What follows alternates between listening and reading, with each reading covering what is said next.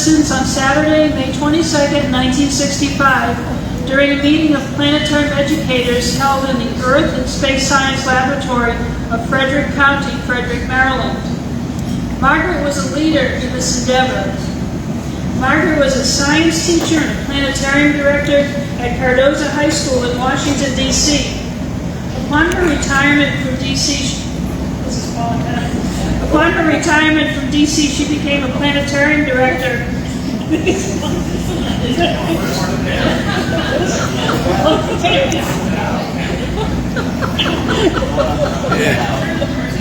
It's Margaret, she's come back.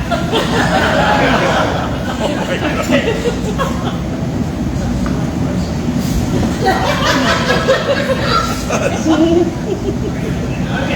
Upon her retirement from D.C., she became a planetarium director at the Prince George's County Public Schools Spitz A1 facility with a cloth dome. She successfully lobbied for a new A4 upgrade and eventually was instrumental in raising funds to establish the Owen Science Center Planetarium facility. Her particular talents in persuasion, diplomacy, persistence, and her passion for astronomy guided her efforts in bringing the universe to students. Although Margaret projected an image of a genteel, distinguished lady, that was a cloak for the whirlwind of energy and focus that existed within. We remember Margaret as a mentor, an educator, a planetarian, a lobbyist, and a dreamer. Her main goal in life was to inspire children to become interested in astronomy and in science in particular. She worked tirelessly to realize that vision and to pass on her love of teaching astronomy to her students and her colleagues. This year's Margaret Noble Address speaker is no stranger to maps. Leanne Hennig directed the Astronomy and Astrophysics Research Lab Planetarium at the Thomas Jefferson High School for Science and Technology in Fairfax County, Virginia for over 31 years. She served as Secretary of the International Planetarium Society and has been a longtime active board member of MAPS. In addition to these roles, Leanne has served as MAPS Secretary, Vice President, and President. Leanne received MAP's highest honor, the Distinguished Service Award in 2001, and here we are 23 years later. It's fitting that Leanne present the original words of our founder, Margaret Noble, this evening, for Leanne is also a mentor, an educator, a planetarian, a lobbyist, and a dreamer. So please welcome our distinguished speaker this evening to present the Margaret Noble Address.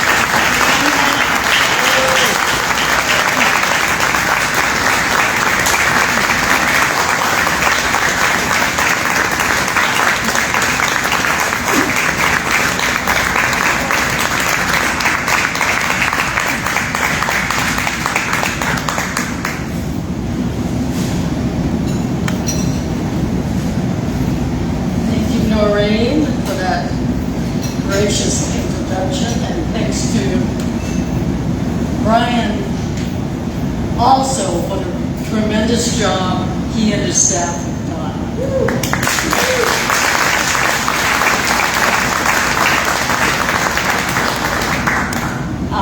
My son Tommy is here tonight. Wanted to make sure that I made it on time. The trip was complete. He made his appearance on the Earth, on the vernal equinox, no less, around the time of the last passage of Halley's Comet, and I would never let him forget it. He has been surrounded by astronomy, physics, math, space science from his dad and myself for the last 30-something years. And that's probably why he decided to go into the field of bioterrorism and defense.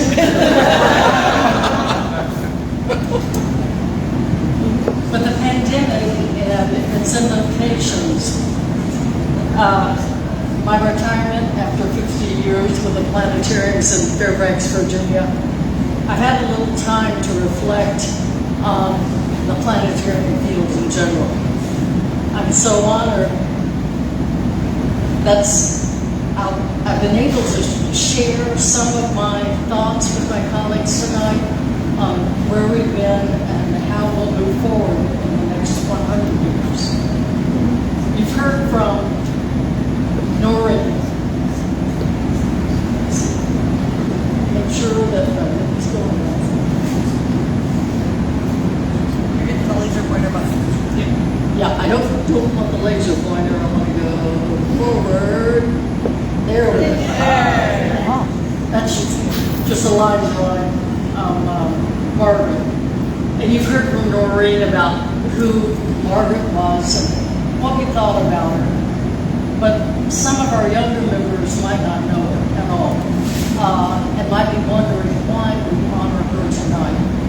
Why we must have a special part of our conference devoted to her. As you heard from Noreen, she was one of the founders of MAPS. She was an amazingly energetic lady. She and Joe Torby, who worked at the T.C. Williams Planetarium in Alexandria, were great friends and often traveled to MAPS conferences together. You can read Margaret's first annual address on our website. She delivered this address on March 17, 1971. It was entitled The Light Side of the Dark, and everyone should read it. When I was going over it again for the third or fourth time, one quote kept jumping out at me, and probably will to you too. Take a look at it. Planetarians are a special breed. They're frank, critic, sympathetic, industrious, creative, argumentative, prima donnas. And are excellent teachers with a sense of humor that helps them do their thing. MAPS members do their thing, and we do it well. So what is our thing? By the time I joined MAPS, Margaret was in the twilight of her career and still going strong.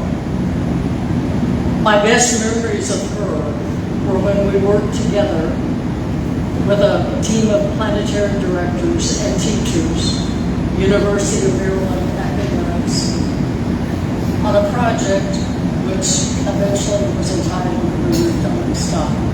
How many of you are familiar with this book? I still have several copies.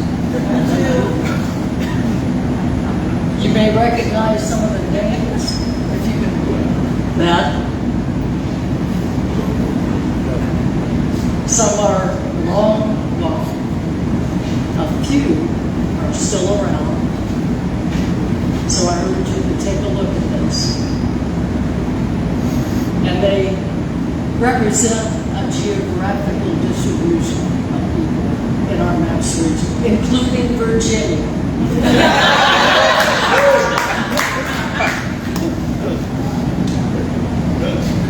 Yes. You may recognize a few of the people that were involved in this 2-year project, which linked classroom and planetarium activities toward a common goal. And this was the dawn of the age of participatory planetarium activities. MAPS members were among the most vocal advocates for this type of planetarium experience.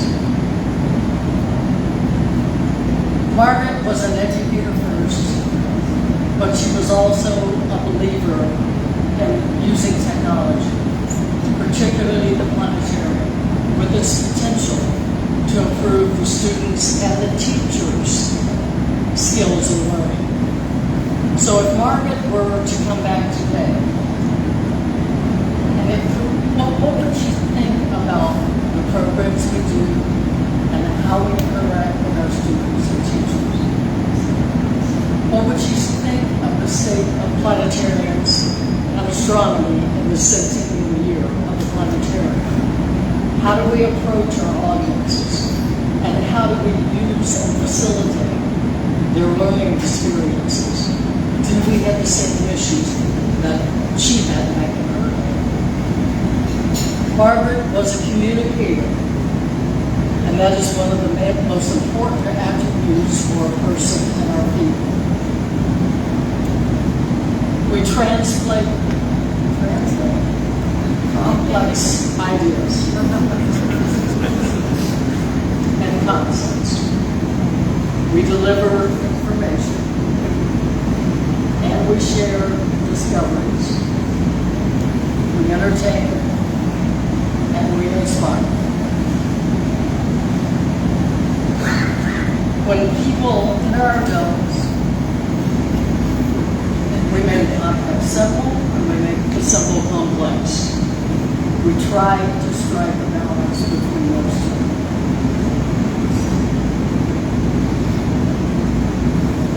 We talk about every conceivable concept under the sun. Everything, in one way or another. Astronomical phenomena, eclipses, comets, aurora, meteors, you name it, we touch on it. Patterns in the sky, motions, special events, space travel, extraterrestrial, all through space. We try to debunk conspiracy theories. We address issues and misconceptions. We discuss the possibility that we are not alone, how we might deal with that event when it happens, what they will be like. Will they be like us? Will they even consider us worth their while? We express and explain the trial and tribulations of space exploration. We communicate the beauty and the wonder of the universe. We extol the virtues of science. We try to humanize our scientists to our audiences. We wonder what new discoveries they will make and contemplate how the future will judge the mysteries they've uncovered.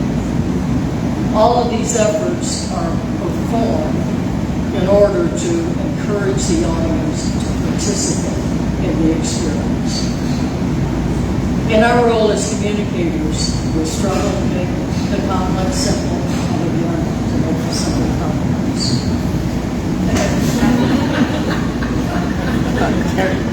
Yeah. We heard some of this today.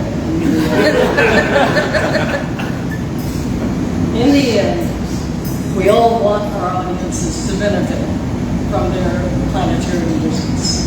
Sometimes they let us know in one way or another. So, we've all received the occasional feedback from our students, our teachers. We've got phone messages, we've got verbal responses, we've got text. All of these as a reply to our efforts in making the planetary experience memorable to our audiences. Some of you are in some of the most treasured responses I have ever received are letters from students. I shared some of these last year, not last year, but when was it, Patty? 2009? Yeah. 2003, I think. A long time ago. Yeah. I don't want to know how old some of you were back then. And I thought I would share, just to keep some of them newer, some of the same ones, because I think they reflect a universal sample we've all been fortunate to experience in our careers. And I want to encourage our younger members, our newcomers, to save those letters, treasure those letters, because on the days that we're having a really bad time, bring out those letters, and that will encourage you to keep going. So, although I've received correspondence from my high school students and certainly my college students, and I did teach college and university classes also, I'm focusing on the elementary students here because I believe this is where we can really make a difference in early on their learning experience. So, I don't know if you can read that.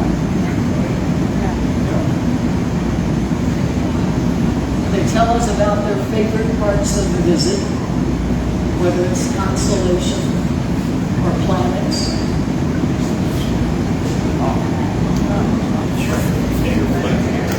Sometimes I've said that fun thing. That's their fun thing.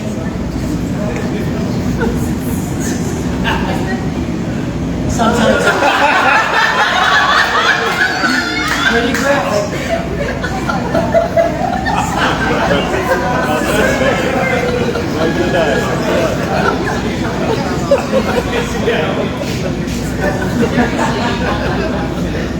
You get to see yourself through their eyes, so they tell you things about what they think about you.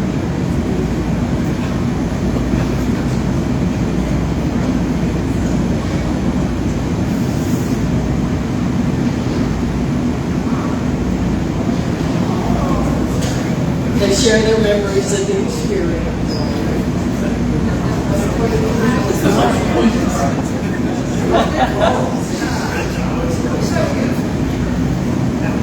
Again, whoever to send the pictures.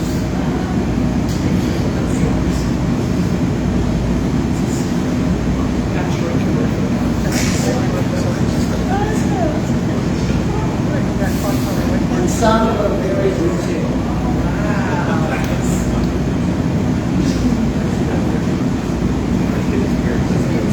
Everything except the ending is over.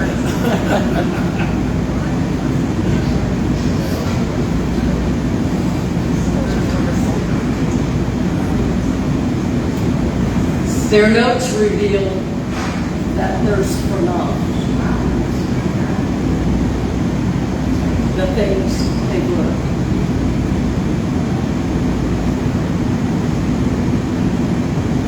Or an acknowledgement of some of the issues affecting observations.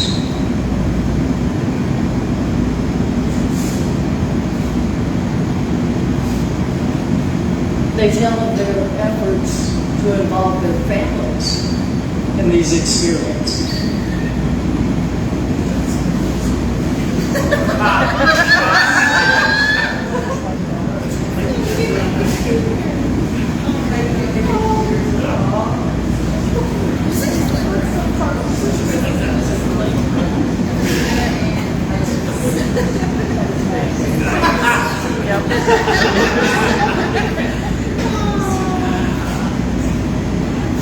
And they express an interest in why we do what we do for a career.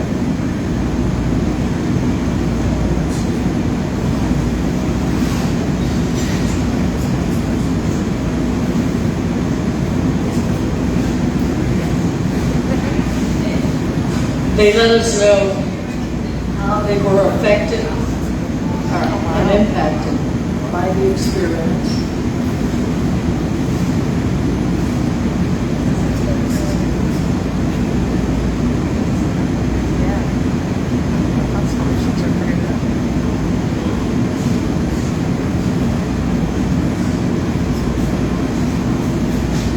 People learn in different ways, whether it's fun,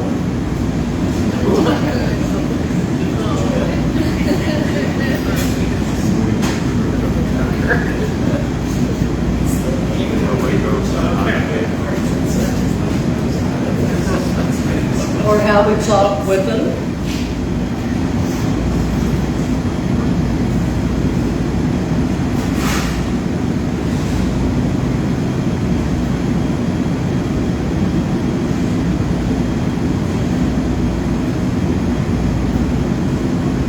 And they have their own judging system.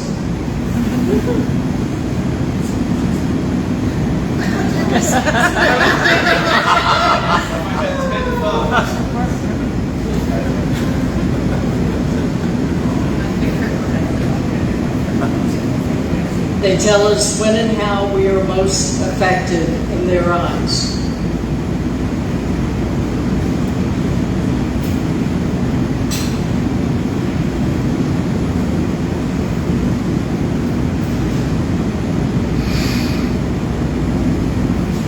When you get these long ones, You really wonder what they're going to say.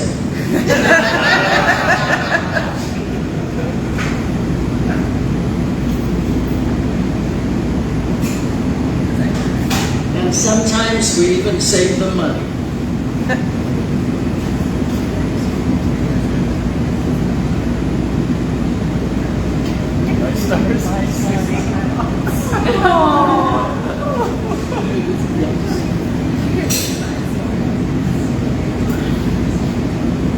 We inspired it, even if it may be an alternate field of study.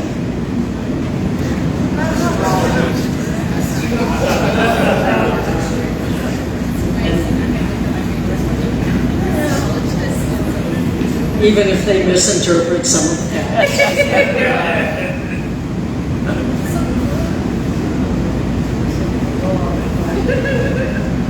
Occasionally they share their lives, even their secrets, and offer to help us in their own way.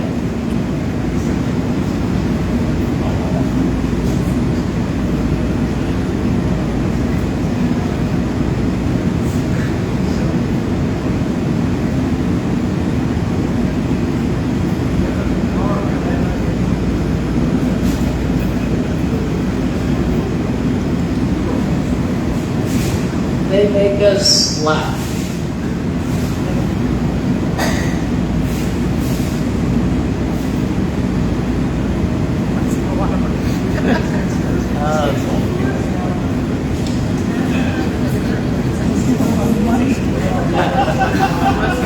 We must get a lot of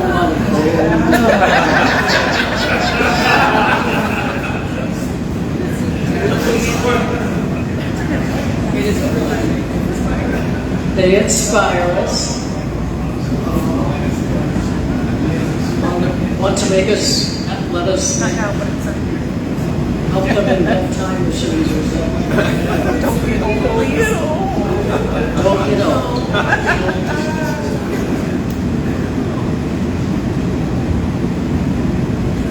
And they share their vision, their visions and themselves. So I'm just going to go through a couple of these here.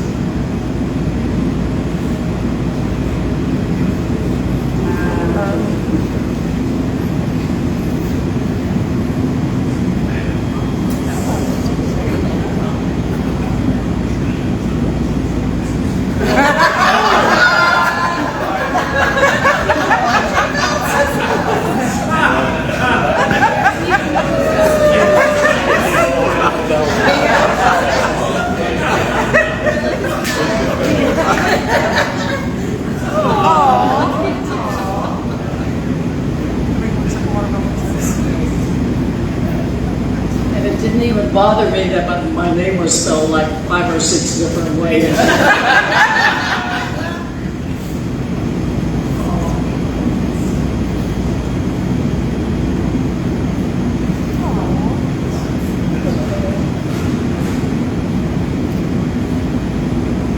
Okay, one can only imagine the letters Margaret must have gotten as a planetarium person. And I hope you do make your collection, your own collection, and share those. Our field is so rich in talent, and from all different kinds of planetariums, from the one-person planetarium facility to the public museum complexes. We're influenced by our vendors, our musicians, our technicians, our writers, teachers, our experiences, and our backgrounds. We're better because of our diversity, but we are challenged because of our situations. We all strive to communicate with our audiences.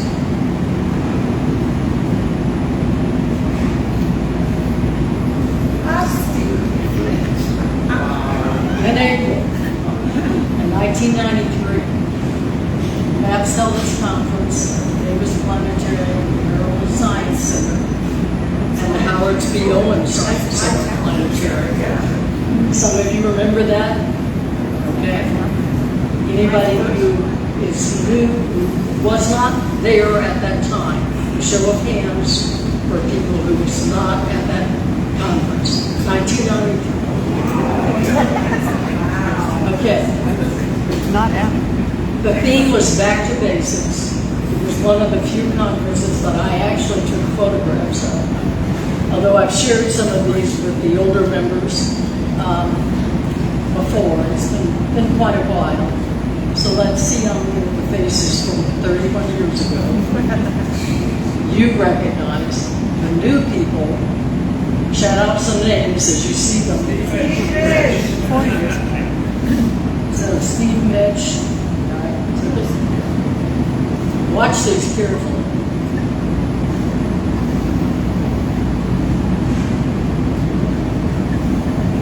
Kevin Canard. Kevin,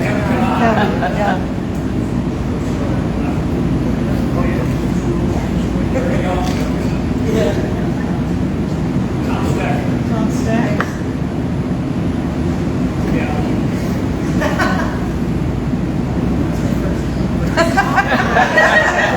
Steve Burr.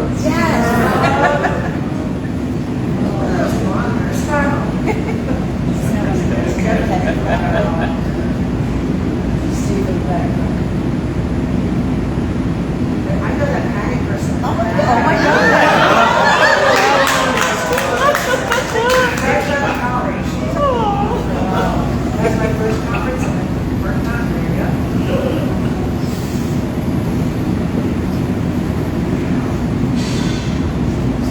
John Schramm. Yep. Yeah, look at his hair. Brandon. Oh, yeah. George Reed's there. Yeah.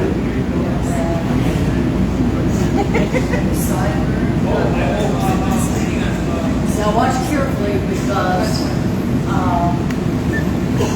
Maureen.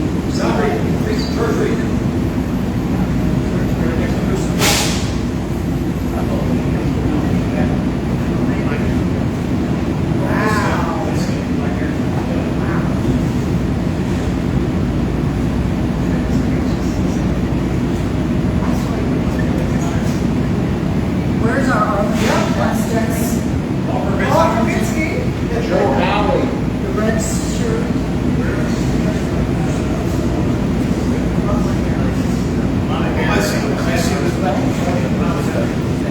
The red shirt, the bald head, that's the back of your, the first Planetarium. That might be.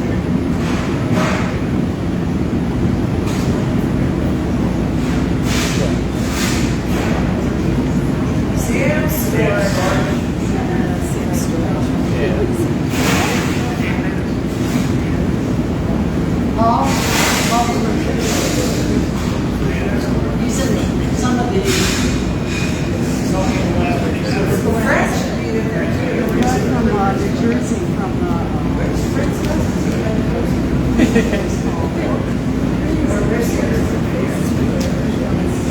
Martin Rackle, the model. Oh, yeah, Martin.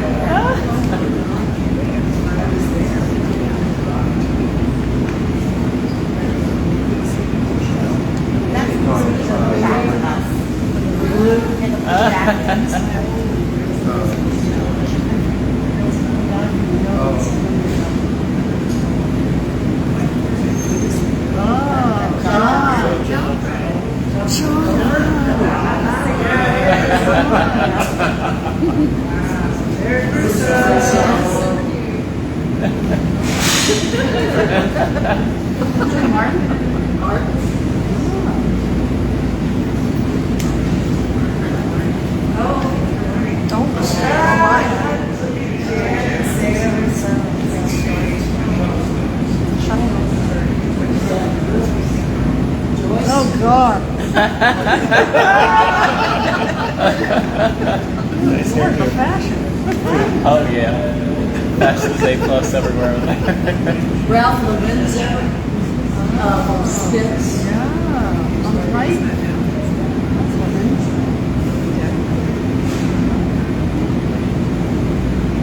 I guess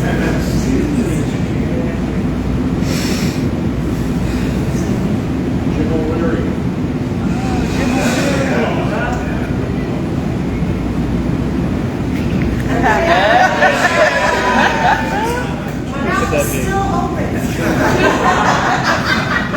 The first day physics is fun, but I think It's a program at the University of Maryland. And Wendy Ackerman's with Jim. Yeah.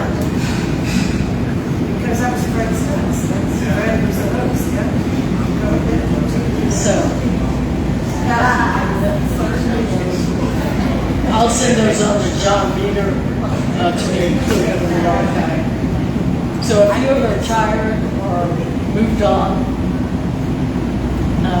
to other interests, some of them really are no longer with us, sadly. But we still feel their presence at our conferences. And we have benefited from their wisdom, their counseling, and their leadership. As we move forward into the next 100 years, we should never lose sight of the fact that we learn from each other. Isolation is not a good thing, especially not in our field.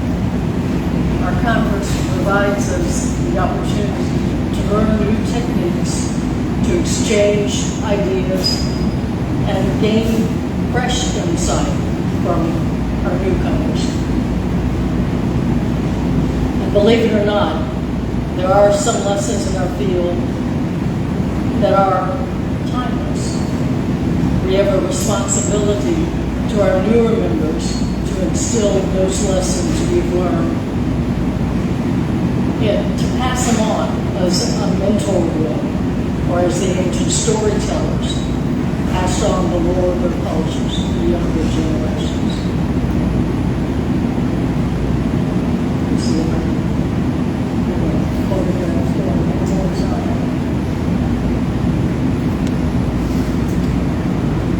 This is where I started, and each of us has a tale to tell about our path to the planetarium field. My journey began in college as an astronomy major with dreams of becoming, guess what, an astronaut. Where have we heard that before? I worked in the college planetarium and the observatory at night between classes to pay for my extra expenses above and beyond what my parents could afford. Started with a Spitz A1, the little college 20-foot well.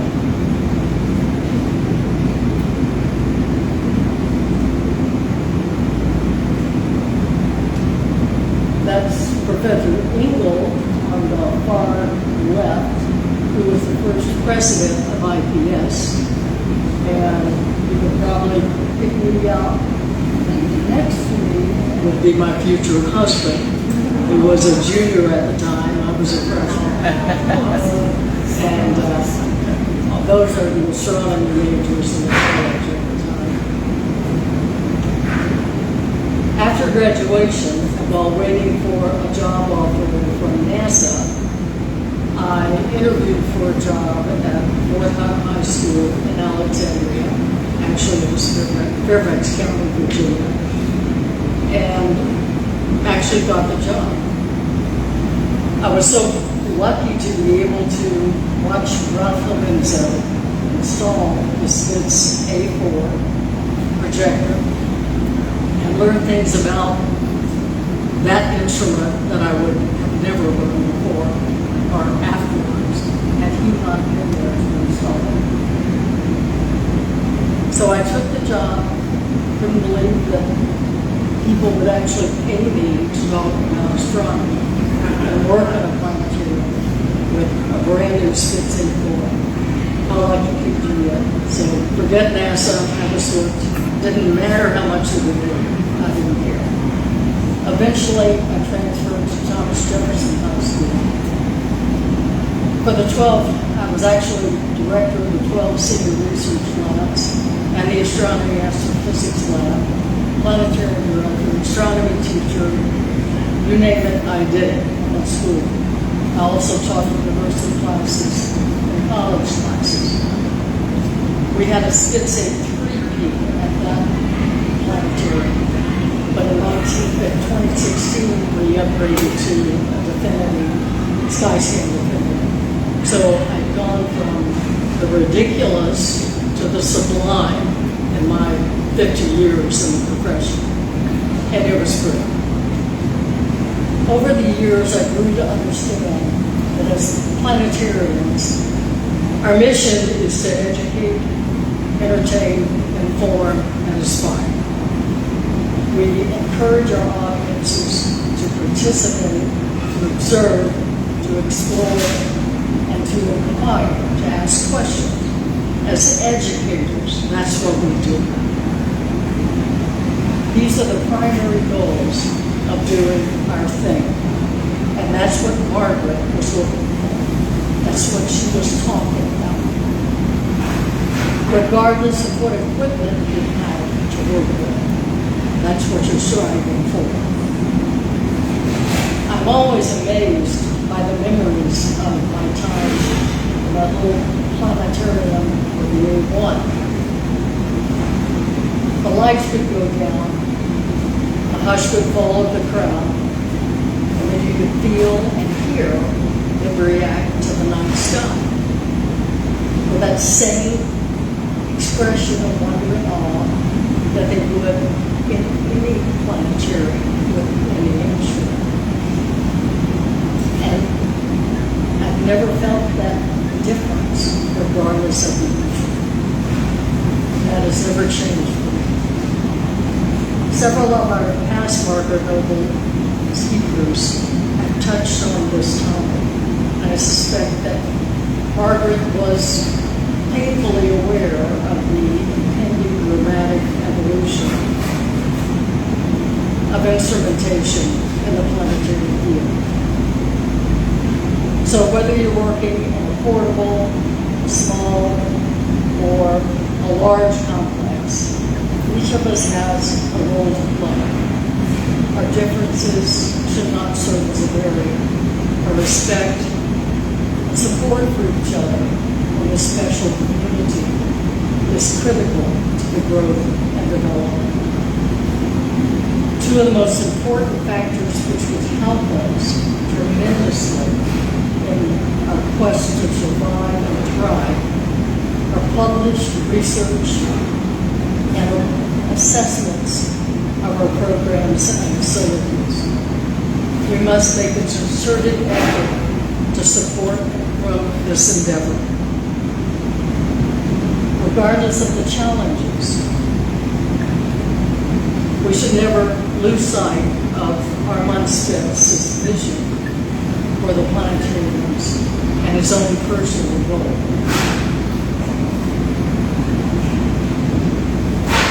So hopefully we will persist in our journey and continue making those little ripples in our part of the universe. Circumstances and our economics may dictate our facility's future. The equipment may change, but the wonder and awe of the sky, the curiosity of the audiences will always be there. How you choose to communicate the story and inspire your audiences is up to you. Thank you.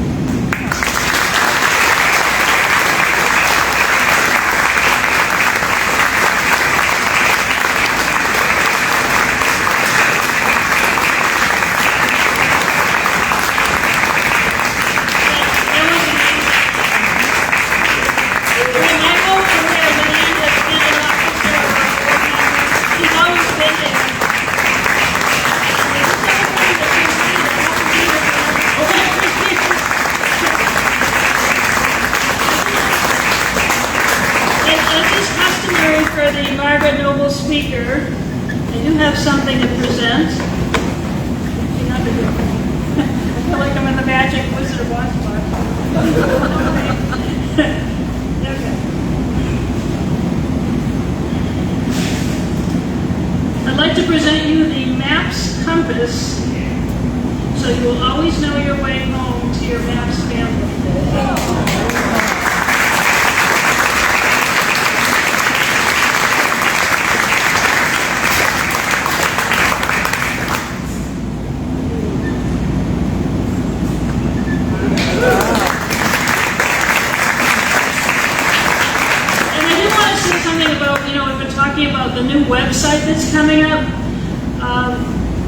Leanne has been such an important part of our education committee, and so as we develop our new website, we are going to be naming the educational resource section of the new website in honor of Leanne.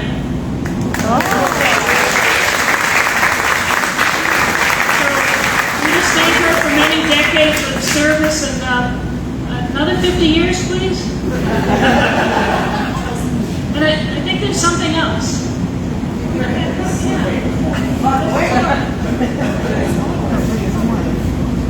Okay, so we have a special gift for Leanne.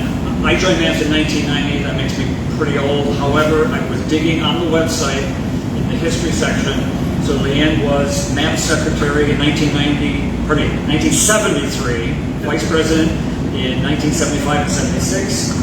Was MAPS president from 1977 to 1980, and she's been on the executive committee as a director from 1986 consecutively to 2024. That's 38 years. Serving this society. Personal pleasure to work with you for nearly 3 decades. Patty, I think, has somebody else to say. We're going to try it. Microphone is yours.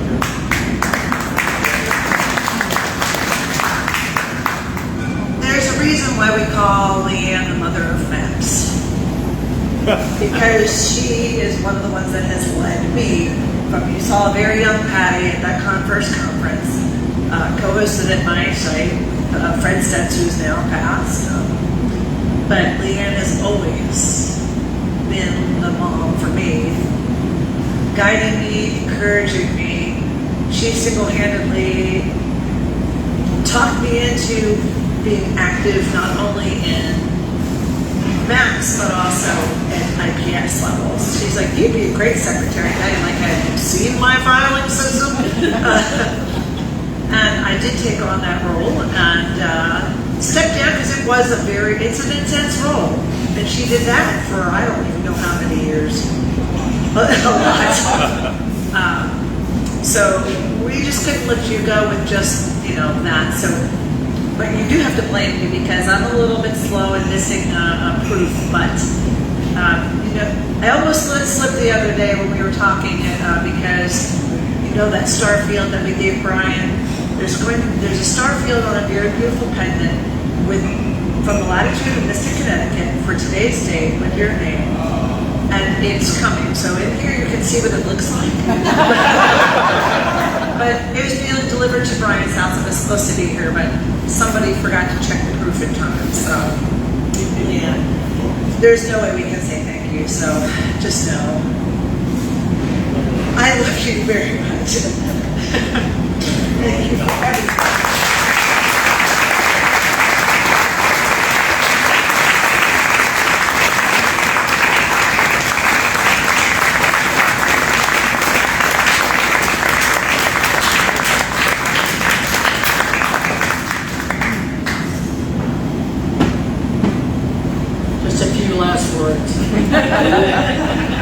And they won't be the last, but MAPS is a very important organization.